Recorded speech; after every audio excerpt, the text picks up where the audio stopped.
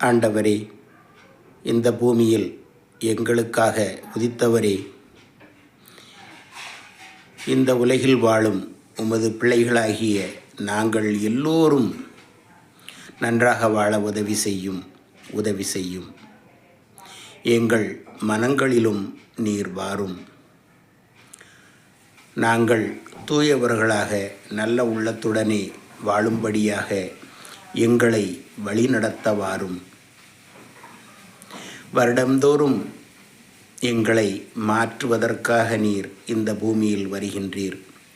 ஆனால் கடவுளாகிய நீர் எதிர்பார்த்த மாற்றங்கள் எங்களில் இன்னும் உருவாகவில்லை என்றுதான் நாங்கள் நினைக்கின்றோம். ஆகவே எங்கள் உள்ளங்களில் விரைந்து வாரும், எங்களை வழிநடத்தும். நீர் எமது தந்தை, நாங்கள் உமது பிள்ளை என்பதை நாங்கள் உணர வாரும்.